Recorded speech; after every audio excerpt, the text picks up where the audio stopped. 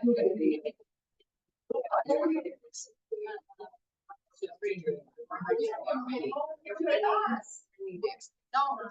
over and join us. Well, it's always been on the Wednesday, but this is so hot. I said, she said, I don't know if you said it.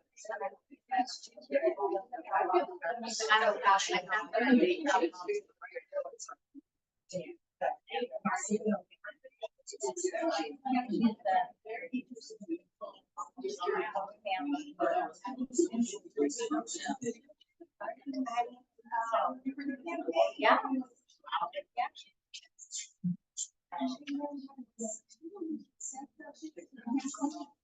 Smile. It's not much of a smile.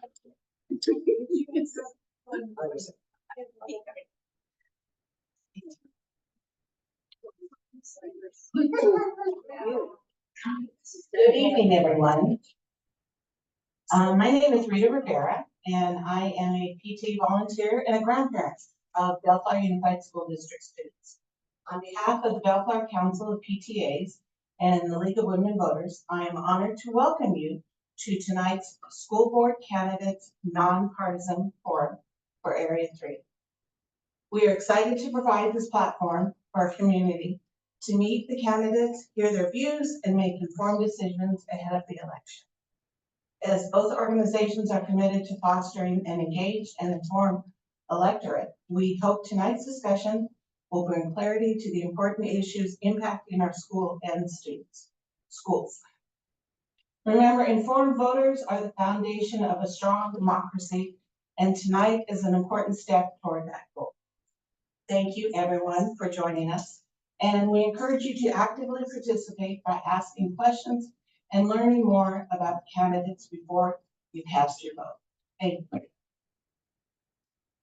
And on behalf of the League of Women Voters, I'd like to introduce Kim Ritter.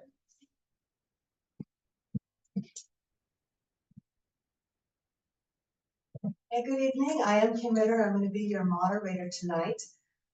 For those of you who aren't familiar with the League of Women Voters, we are a political but nonpartisan organization in that we never endorse a political candidate or a political party. We do sometimes advocate on certain public policy issues, but our sole mission here tonight is voter education. Okay. I'm going to give you an explanation of what the format of tonight's forum will look like. So the candidates will have opening statements of 2 minutes each. Our timers, Jan and Marissa, will help them keep time. When they get to 15 seconds, on the opening statements at 30 seconds, they'll be given a warning. On the questions, they'll have a minute each. They'll get 15-second warning. And on the closing statements, they'll have a minute and a half. And again, they'll have a warning at 15 seconds. 30 seconds. 30 seconds. Sorry. Okay. We have asked that the candidates please focus on their own ideas, their experience and plans, and not to discuss each other's qualifications, experience, or plans. If you do that, I'll have to direct you to get us back on track. Now, we usually get way more questions than we can answer, so if we are not able to get to your question in the hour, hopefully the candidates will have time afterwards to chat with members of the audience today. So to get started, we flipped a coin to determine, determine the order in which the opening statements would be done, the candidates flipped a coin. Daniel Bussington will go first. We'll alternate back and forth, so each candidate has a turn answering the question first. And then finally, the League of Women Voters and Bellflower Council PTA may record the event and post it on Facebook. You may make recordings available on your website in its entirety. That's the candidates and audience members in its entirety. No editing or deleting or changes of any kind may be made to the recording without written permission of the League or the PTA. So with that, we'll get started. We already have some questions from the audience. I think PTA members are collecting cards, and we'll bring them up as we go.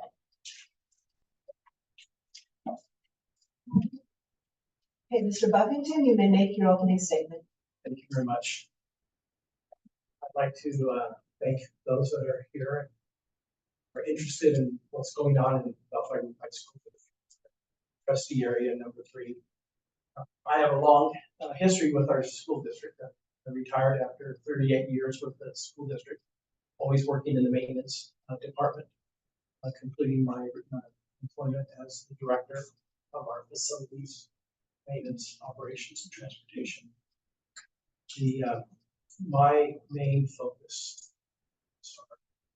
for students that we have in our district, that we need to make sure we provide the best educational opportunities for our students. I'm concerned about the safety of our students and staff. I'm concerned about that students do not feel safe in our schools. And that is a concern of mine, that we want to foster a feeling of education and the ability for our students to learn. But if they're concerned about their safety, it's not going to be a productive event. I am also concerned about the condition of our facilities. We've heard a lot recently at our board meetings about our overall conditions of our facilities. They are not where they need to be. We need to improve our facilities and foster a better learning environment for our students. That's why I'm running. A lot of other things, but just kind of caps it off. Thank you.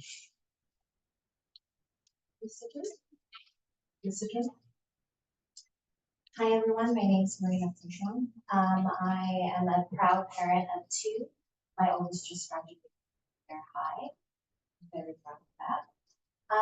Just to get a little bit of background about me, I have a degree in community services. I've done policy, community advocacy for over 15 years. I've done everything from community coalitions, building and retaining community coalitions, to policy work, information, working with parents, city officials, the gamut. The reason why I'm running is because I am someone that has been on the back end to see what is necessary for our schools to thrive. Because my daughters are not only passed through the system, but I know where the gaps are, because I was that parent that kids would come after school, or my kid, she was involved in all the sports, and so I hear the topic of the conversation. One of the biggest things is safety, not only for our students, but our staff and faculty. I think our facilities do need help, and I feel like I would be a strong contender in advocating for that. And also finding leeways, pathways for funding. And I think that is necessary. One of the biggest platforms I stand on is authenticity and transparency. I'm a huge part in that, for being one that has always kind of put people's feet to the fire. I'm ready for those situations and make sure that I not only provide what I said I'm going to provide, but also work with you. Thank you. Thank you. So we'll move on to our first question, and Mr. Tor, you'll go first. How do you feel about the current school board not voting to place a bond measure for facility improvements on the November ballot? The USD facilities are at least 60 years old, need updating, and classrooms need to be modernized to meet 21st century learning. Again, standing on the platform of transparency, I'm disappointed. I really feel like that bond should have been brought to the community. I am a true believer in making sure that the community has a voice. And for that voice to be taken away upsets me as not only a parent, but a community, someone that lives in the community. I think that would have been absolutely tremendous for our facility. It would have been matched. The funding would have been matched if we, the voters, would have voted that a yes for that. And we would have had more than enough funds to not only focus on one facility, but all facilities. So that's where I stand. Okay, Mr. Buffington? Thank you. I agree that our facilities are not in best repair. I do not believe that we were prepared to float a bond at this time. We have a bond coming up in the state. If it passes, we will have an opportunity to participate with matching funds. We have in reserves over $50 million set aside to help fund our portion of the construction needed. I believe that we could float a bond in 2 to 4 years, but I believe that we need to be specific to what projects are going to be done, how much money we're going to spend on these projects. I believe the voters need to know that. They need to be informed voters. Again, transparency is important. Thank you. Next question. When it comes to searching for a new superintendent, how would you go about the process? Mr. Buffington, you go first. Thank you. I believe there should be a search done for the best qualified superintendent we can acquire. The county is looking at it pretty hard because we have not had a good track record of keeping superintendents. And we don't need their microscope on our district. We need to find a superintendent that will work with the board and work with our bargaining units to provide a solid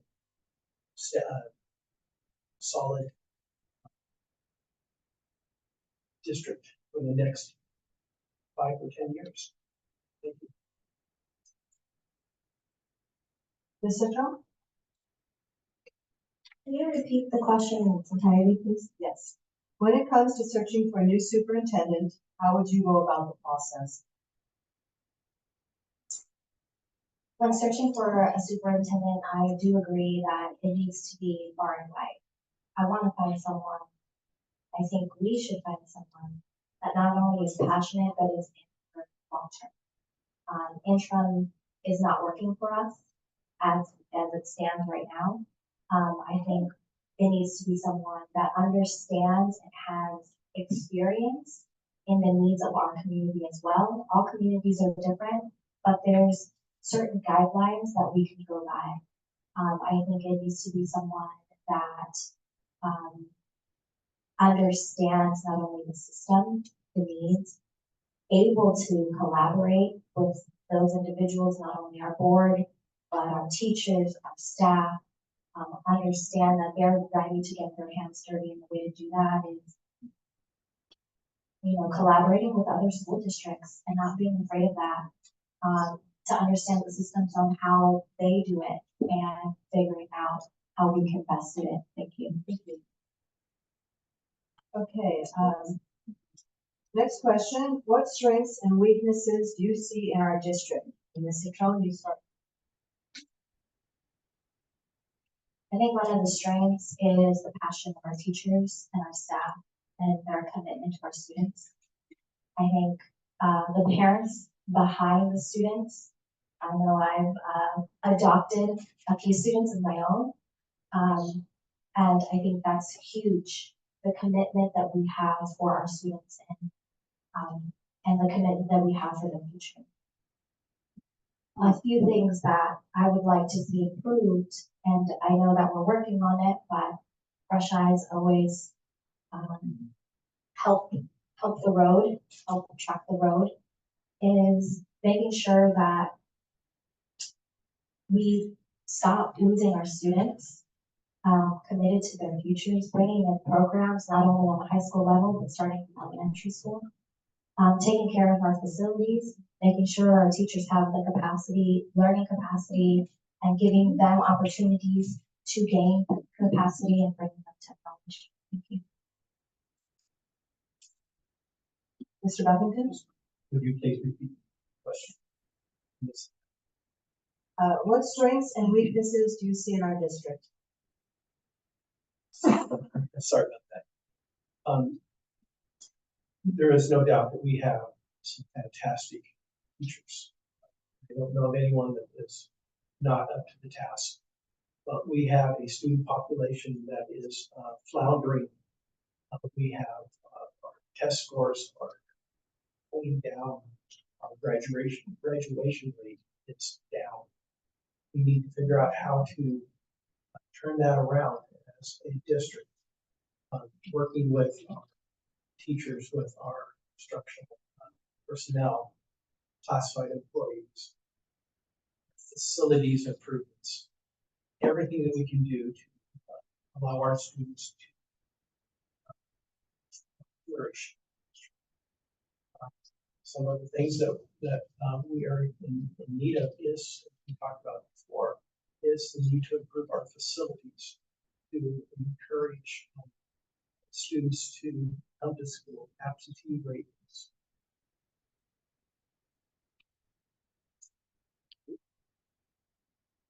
Moving on, so how can a school board know if its goals are being accomplished and its policies are being implemented? Mr. Buffington, you're first. Well, we have through the process of testing our students and seeing where they fall within their grade level, we can see their progress in education. We have an LCAP that provides for our goals, and with those goals, we can see based on our test scores where we are and how and where we need improvement. Ms. Citron? I think the way to monitor is by the LCAP scores, but not only reviewing them, but actually continuously being on top of them and understanding if we make adjustments that we continuously go and make sure that the goals that we set are being answered or at least there's follow through. I also think that policy, revisiting policy, and I know our board members are already doing that, but really digging in and understanding the wording of our policy and how the policy meets the pavement and making sure that there is follow through. And assessing the needs of not only the schools, but getting the parents involved, making sure that we understand what the students really need, because what they needed 10, 15 years ago is different from what they need today.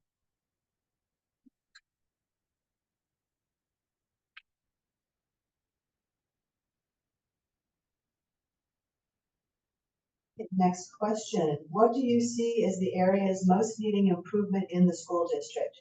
As a school board member, what would you do to realize those improvements? Citron, you're first. Facilities and safety.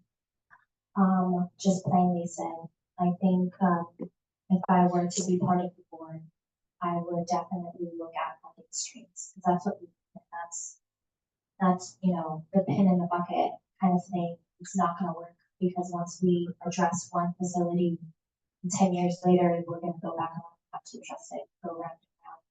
We need to upgrade our facilities for our student academics and achievements.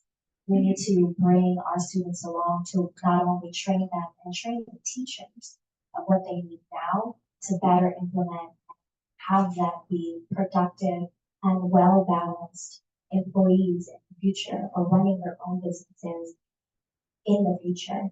I think that, I apologize, that last section, not, but thank you. Mr. Buffington. Thank you.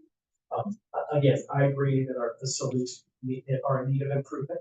I am concerned about our student staff safety. I appreciate the board and the district has moved forward with some site controls at the doors of the main offices, but we still have many areas where students or individuals can climb fences and approach our student population.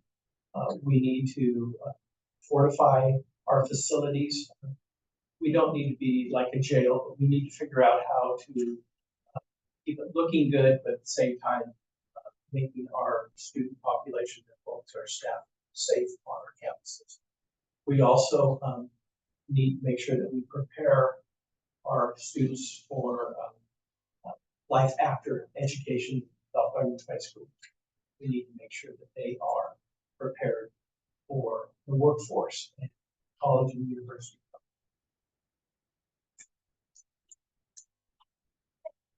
What is your plan to ensure all students have access to high-quality education, regardless of background or abilities? How will you promote inclusivity and diversity? Mr. Buffington, you're first. Thank you. As far as how we're going to accomplish making every student feel that they are well received within the educational environment is a real challenge, because we have students all different walks of life, all different family environments. We have to drill down on the needs of our students. We need to make sure that if we have a student that is starting to show signs of lagging behind in their class, that we need to put forth as much effort as we can to encourage that student to and to help that student improve in their test scores, in their desire to be in class. We do have a major problem with students that are absentee students. We get them back into the classrooms. Ms. Citron? I believe the way to meet them is by meeting our students where they are. Understanding that, yes, we do have a diverse group of students, families that are part of our community, but also understanding that there are some things that are out of people's control, and understanding that we need to give or have resources for that. Making sure that our programs not only meet their needs, but not being afraid of tweaking or changing it for the students, to make sure that it's not only accessible to them, but it's accessible to their family, that the community understands where it's going, why we need these things, how we can get them to support it. I think that if that is not only growing our facilities, taking care of our facilities, but giving them the opportunities in all types and diverse ways to expand their horizons, that would be the best. Next question. Members of the community should have input on the new superintendent. Do you support a screening committee with members of the community, including parents, teachers, and staff? Ms. Citron, you're first.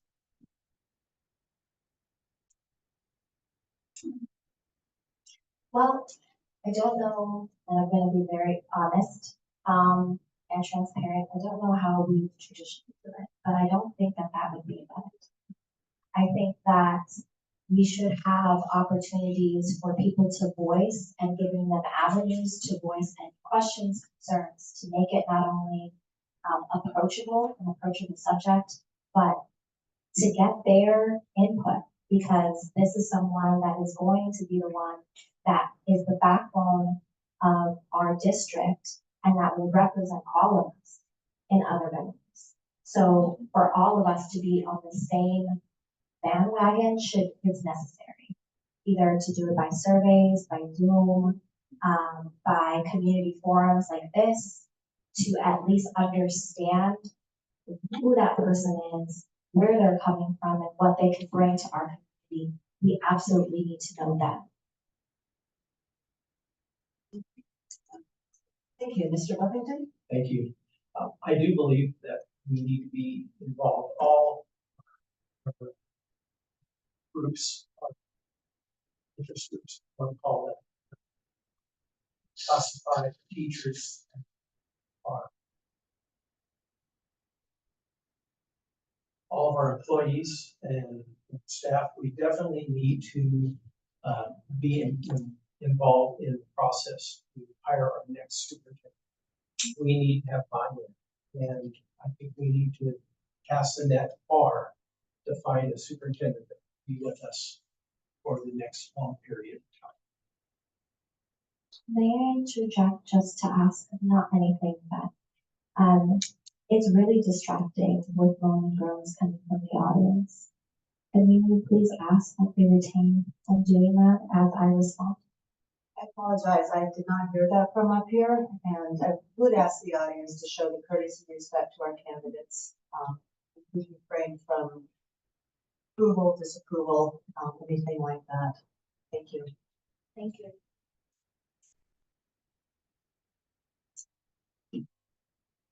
Our next question. Combo classes were eliminated at the elementary school level this year, but not at the secondary level. The combo classes in high school are AP classes. They're classes that are rigorous and fast-paced. Would you support the elimination of combo classes at all levels? So I'll continue first. Thank you. First of all, I don't like combo classes. My mom was a school teacher and she did not like, as a teacher, having to teach in combo class. But I am concerned in the AP level, whether or not we would have enough students to be able to have a full class in a particular grade level.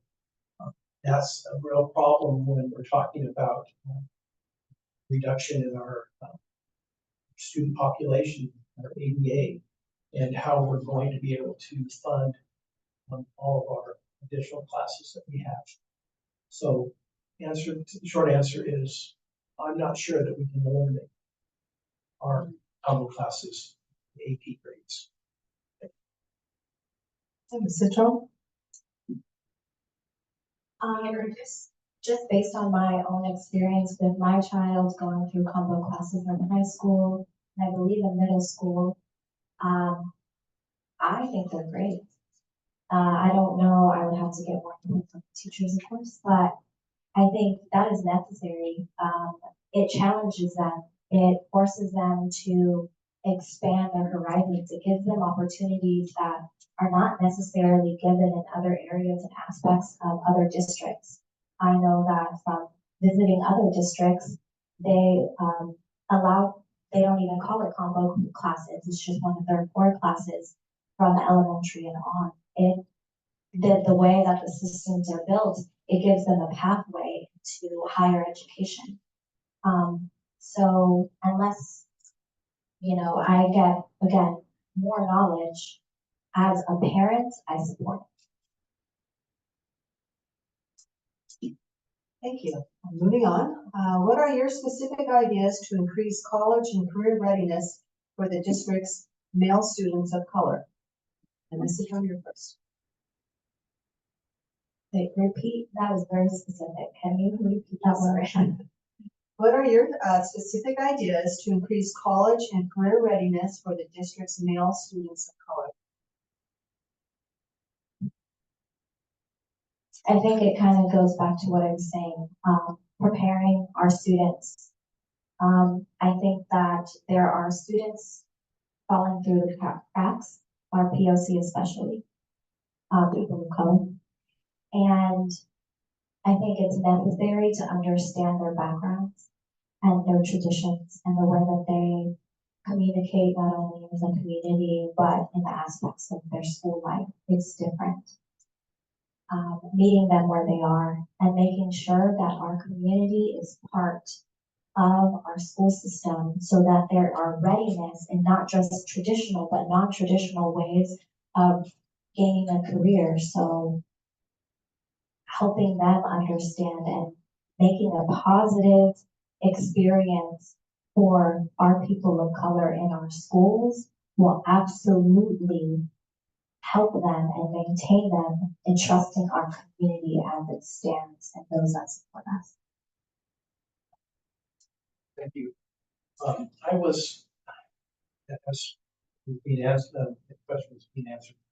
I was thinking about our for careers. We have a wonderful career tech program in your district, and I'm not sure that we have any students that are excluded, any race students that are being excluded from our educational processes now, as far as the career tech, as far as college level.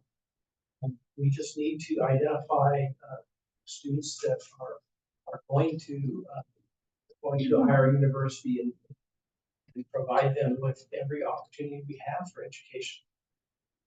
I just kind of befuddled that we were actually identifying a particular race that might be a problem. I think that we need to provide education to all, and inclusivity is so important in our district.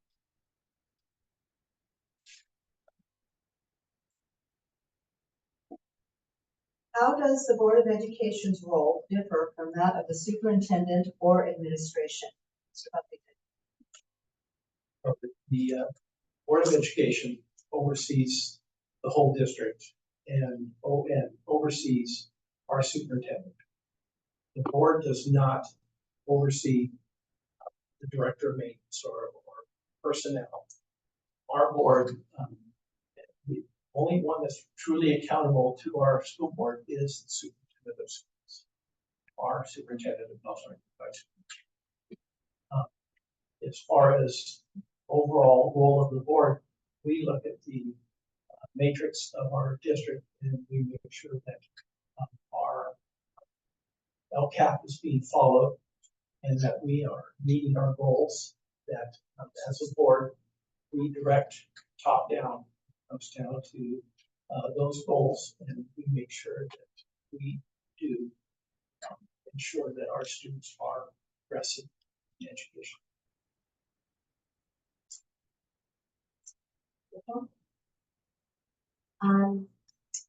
I believe our board is to not only make sure that there's accountability amongst our superintendent, but also to build partnership with our students, our staff, and if possible, those that are students directly, to make sure that we're understanding the only way that we can make sure that there's policy in place to support, there's funding in place to support the needs of our facilities, our teachers and staff, is to actually be hands-on, be at our schools, see what's going on, be a part of the experience and continuously be a part of that experience so we know what to do and how to navigate our school district properly. But also be accountable to each other, be accountable to our students, our staff, students first, our staff, teachers.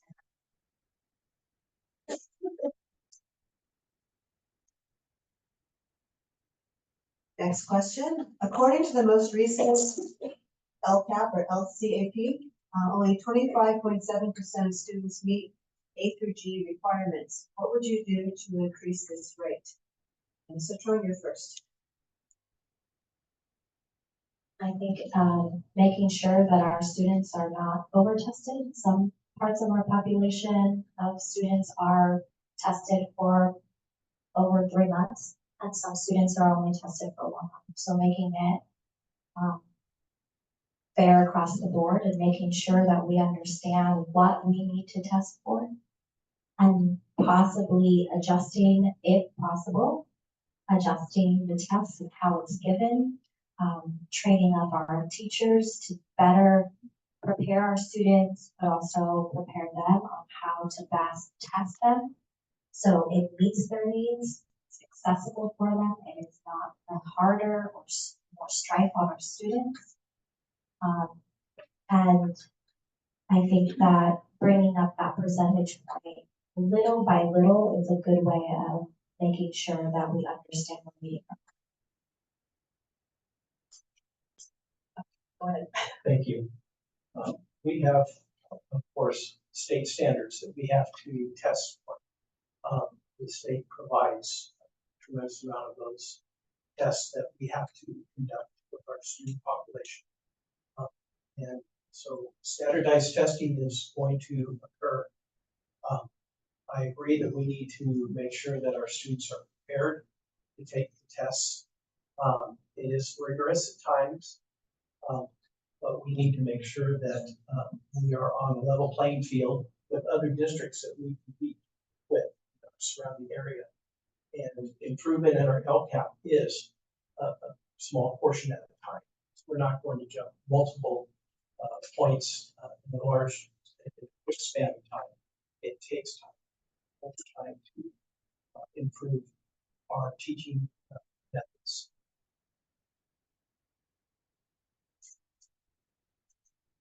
Next question, how will you add to the professionalism and team building as a school board and district? I didn't quite finish.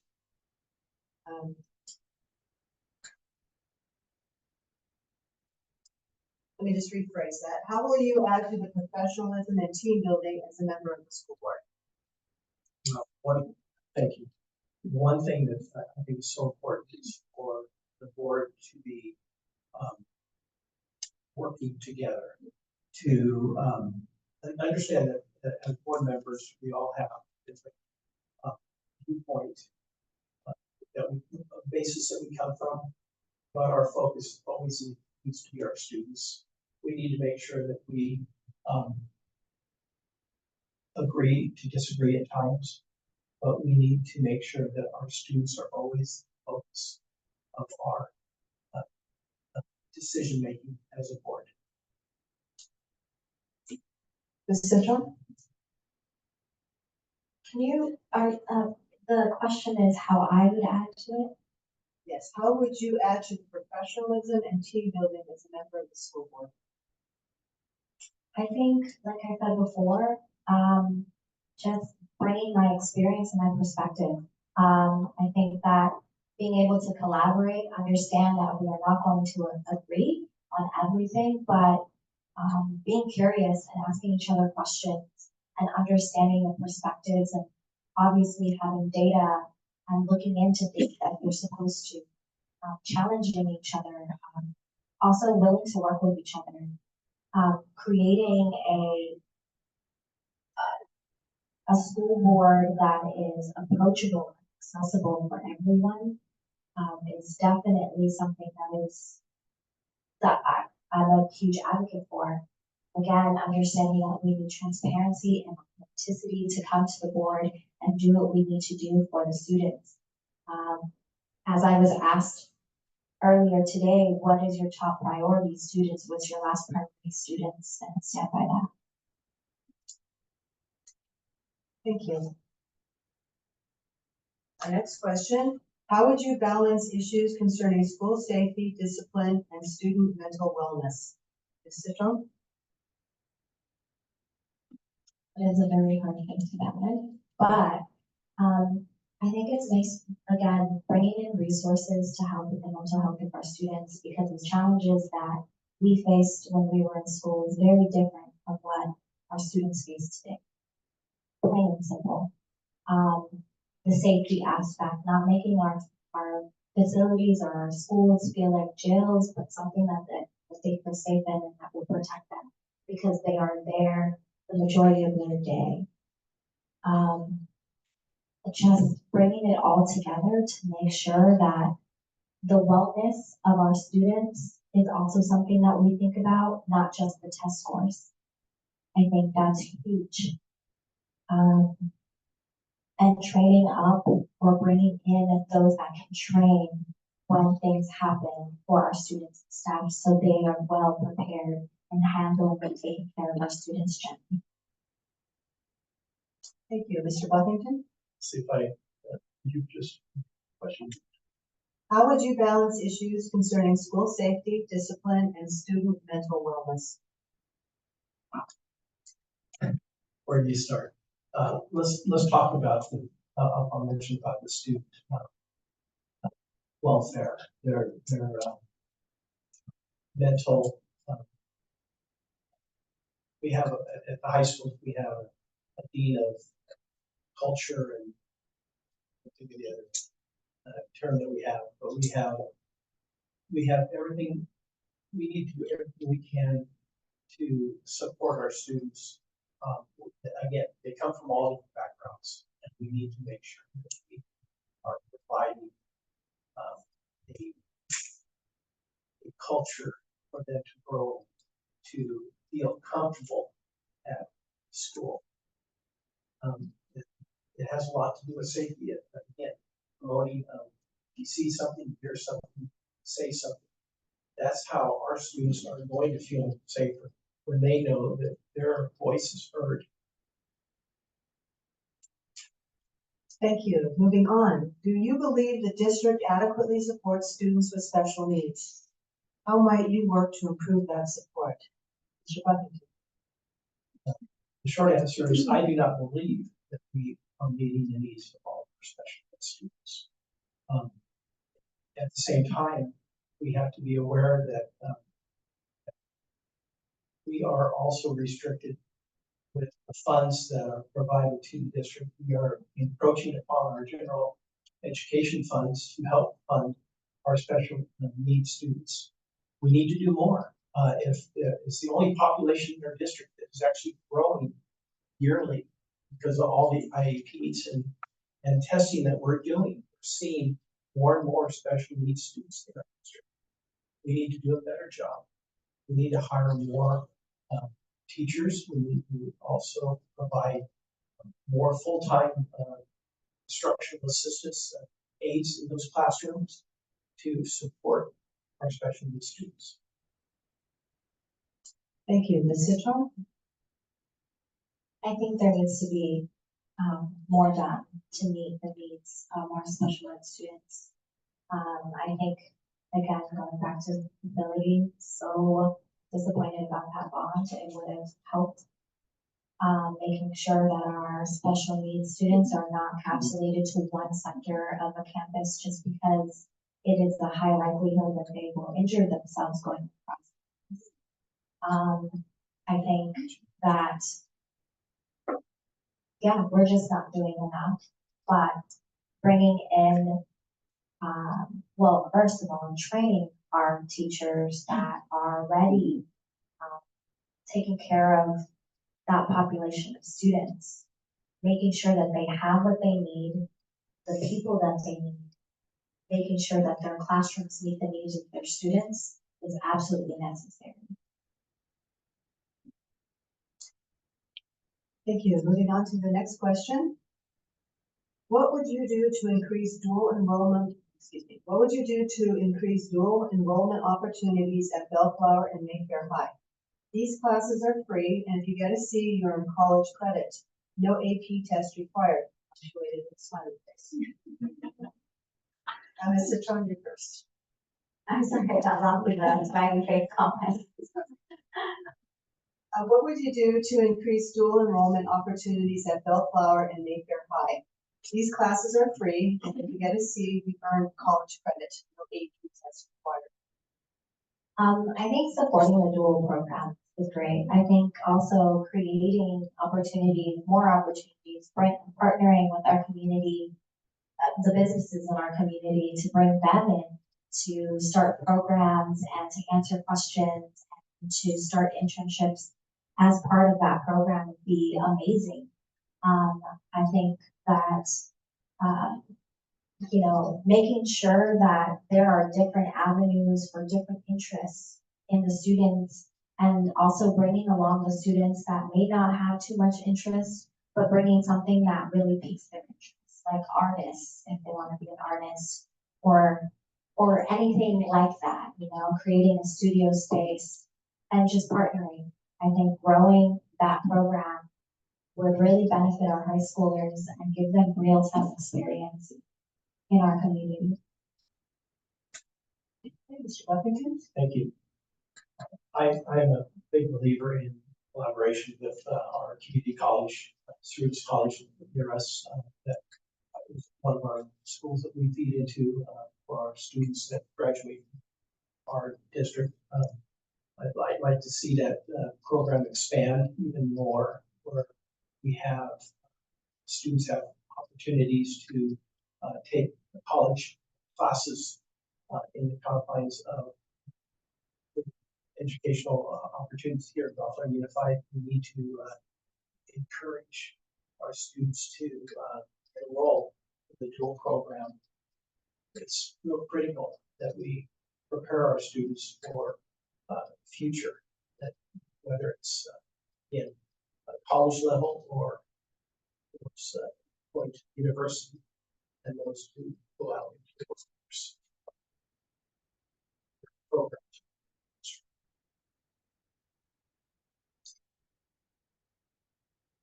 Next question. According to the Healthy Kids Survey, only 51% of secondary students feel safe at school. Would you support metal detectors and law enforcement on campus? Mr. Buffington. I'm not in favor of law enforcement campus. I think that we have, if anything, we can take and improve our staffing in our campus security program. I believe that metal detectors are probably going to have to be at some point in time used in our schools. We do have to worry about weapons being brought onto campus. We want the students to feel safe if they know that the student next to them is going to have a weapon. Firearm. We want to make sure that they feel safe. If that's what's required, then let's have metal detectors, but not police officers. Ms. Citro. I do not support metal detectors or enforcement on campuses unless necessary.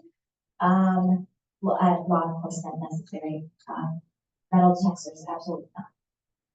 I think that there are programs out there that other neighboring districts have done to help secure the safety of our students by bringing in dads to be the ones that greet in the morning. Make sure that they have badges around their neck to make sure that they are a current student. There's other things that we could do that don't necessarily have to go down that road of metal detectors and law enforcement. I also know that there are programs with law enforcement, with community, with other school staff that can then have like a non-partisan group come in and train and help train staff on safety and help train students.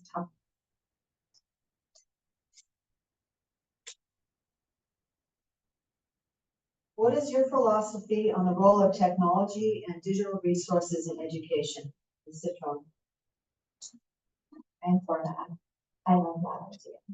I think just based on again, what I've seen in other districts, I really want for our school district, I really want to bring up the technology aspects in our school districts on all levels.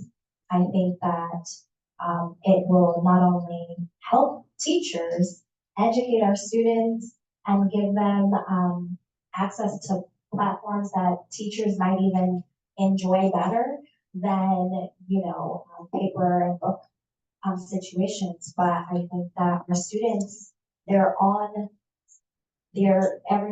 pretty much everything that they do has to do on the phone or the computer or some aspect of it. So to bring in that and introduce them in a way that is not a nuisance to our teachers would be supported also by the parents. I know I would. Mr. Buffington. Thank you. Yeah, technology is so important in classrooms. Currently, we have Chromebooks that are provided to our students. So they have one in the classroom, they have one at home. If we migrate away from our textbooks and we go technology based, its most up-to-date information will be in the technology side, not in the textbooks that we seem to have to every 3 years or whatever the rotation is, replace our textbooks. We have updated technology within the classroom. Technology is critical, but at the same time, I agree that we need to be concerned about that teacher in that classroom is controlling that environment, what is going on in the classroom.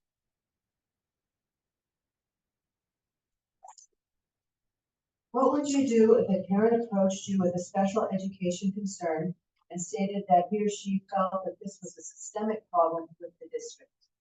Mr. Buffington. So as a board member, the first thing I would do is actually speak to our superintendent and find out what he or she, what their knowledge and their information that they have based on what was reported by the parent. We need to make sure that we go through a chain of command. We have a superintendent that is answerable to the board. And I think that's what we should And if we do not see satisfaction, then I think that it needs to be drilled down even further as far as to go to our special education director. I think that's the direction we need to go. Thank you, Ms. Citron. If those concerns were brought to me as a board member, I would definitely make sure that I look into it. I think it's up to the board members to dig in and to find what exactly is the problem. If that's not only happening with this one student, if it is systemic, to actually dig it out, make sure that we address it and address it appropriately. Whatever that might mean, and whoever needs to be part of that conversation to make sure that there's enough seats at the table that those conversations can happen and those changes can be made in not only a policy way, but actually seeing how the policy rolls out and making sure that it's addressed and that the parents feel heard and understood what the problem was and how to make sure that those problems don't arise for any student in the future.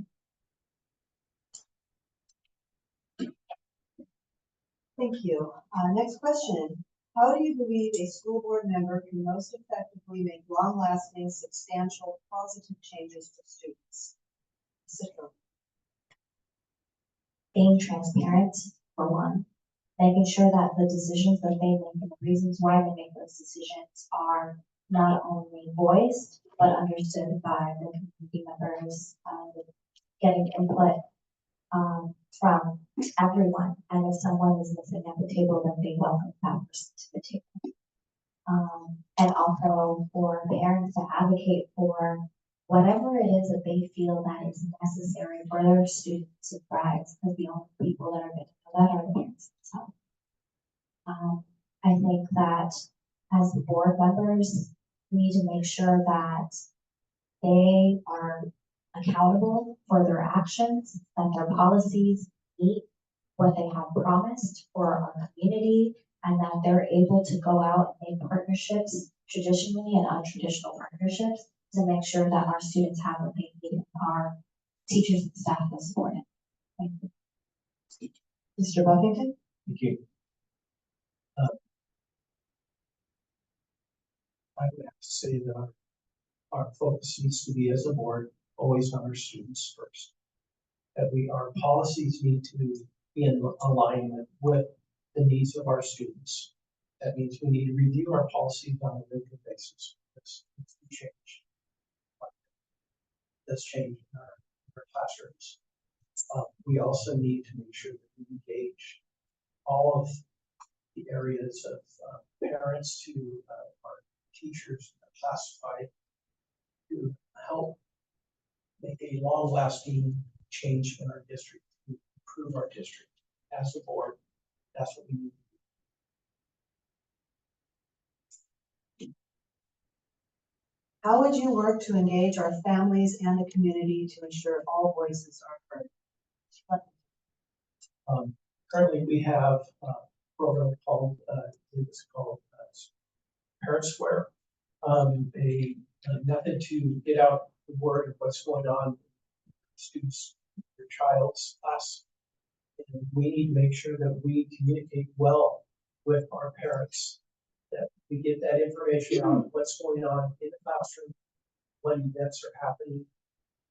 We need to make sure that our school's website is up to date, that their calendar is accessible, so that our parents know what's happening with their children and what's happening in the school site. Thank you, Ms. Citron. Excuse me. I like this question because as a parent and knowing about how the district is communicating with me, I think what could really help is not only using those digital methods to reach the parents, but making sure that those alerts go out in real time. And making sure that our systems are up and running properly so that the parents are informed in real time. I would also say making sure that this information is given in multiple languages because English is not the first language to many homes in our district. And then again, going out there as a board member and making sure that I connect with the parents of the schools that are in my district, but also enjoying the opportunity of going to other schools and being a part of whatever festivities that they have to meet the parents where they are, to meet the students where they are. How should our limited funding be allocated to best serve the needs of students and educators? Mr. Trump. I think when it comes to budgeting, we really need to assess that. And I know our current board is assessing it, but it also could use a little bit more scrutiny to make sure that the funding is going to what the goals are and the needs are for our schools and our facilities, our students, staff, and faculty. Making sure that we train up our teachers or at least give them avenues that they feel are accessible, that they can use to not only in their classroom, but just to build their capacity around things that are new or that they would want to bring into their classroom for the students. I think that when it comes to the budget, we need to really be scrutinize the way that the spending is, where the money is, tracking it and revisiting the budget often.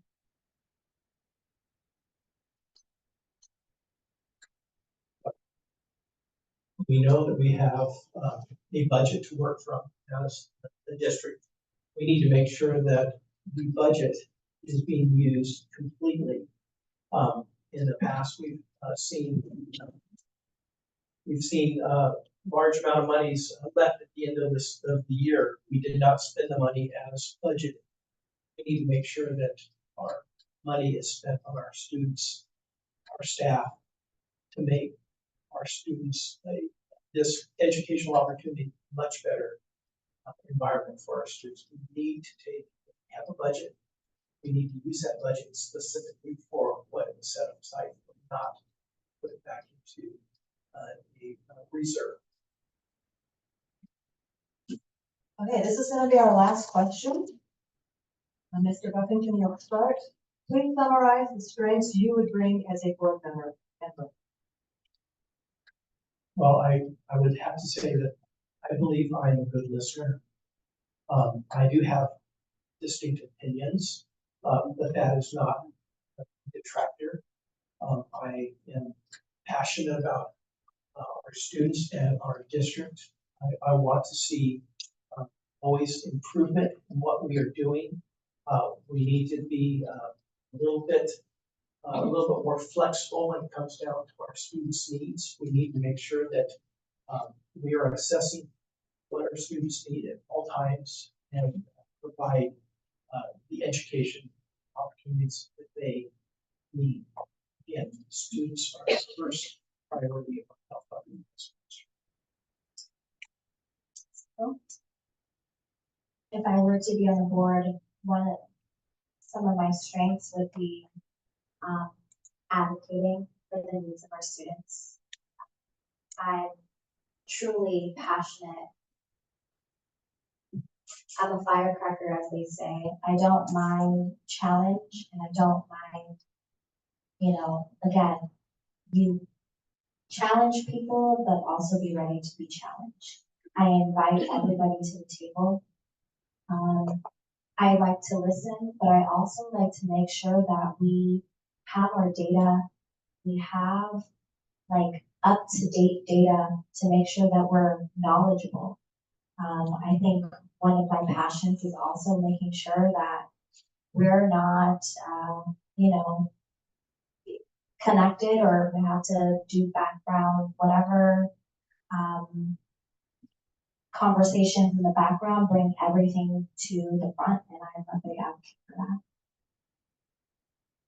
And before we move on to the closing statements, I want to thank the audience and the PTA for your thoughtful questions. As I mentioned at the beginning, we weren't able to get through everything, so hopefully you can speak to the candidates directly. And then I also want to thank our candidates for respecting our time limits. I don't think I've ever gotten so many questions in the form of this length, so thank you very much. So Ms. Citron, you may do your closing statement. I want to thank everybody that's here today, but those that are watching online or will watch online, the opportunity to be here and to actually be honored by having a seat at the table in this manner. I'm not only a parent, again, and I have passion for our community, but I have chosen to raise my kids here as a single mom because of the love that I have for this community. I'm a huge community advocate in traditional and untraditional ways. I don't mind being challenged, being questioned, and making sure that you know who I am. What you see is what you get.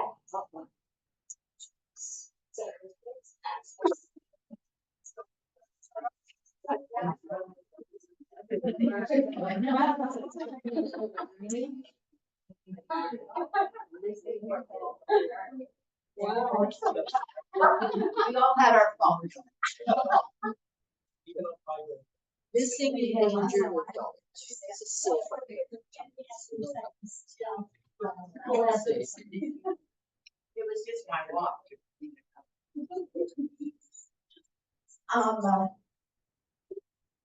Lost track, but that's what it is. But no, I think I would be someone different to bring to the board. I think I would bring fresh eyes, new perspective, and also the experience of raising my kids here, but also like in this generation, raising them and knowing what their needs are, but also just like what you see is what you get. Being transparent and authentic is who I am, and you can ask anybody who knows me well or not well enough. And I really appreciate all your time and thank you. This is a great opportunity to share my views. I do appreciate the League of Women Voters and the PTA for putting this on. It's a wonderful event. Just to, again, some of my background, born and raised in Bellflower, went to Bellflower schools. One of the schools is no longer in existence, it's torn down. I have 4 children, all graduated through Bellflower Unified District. Very successful children. Again, a lot of skin in the game. Been with the district for a long time. My wife worked 17 years as a buyer for our district. Mom was a school teacher for our district. Thomas Jefferson, 17 years. I'm passionate about our school district. I recognize that there's a lot of changes that need to occur in the district. Improvement in our facilities. We have an opportunity to spend the money wisely, and that's what needs to be done as a board. Decide where our educational dollars need to be allocated and spent. Thank you.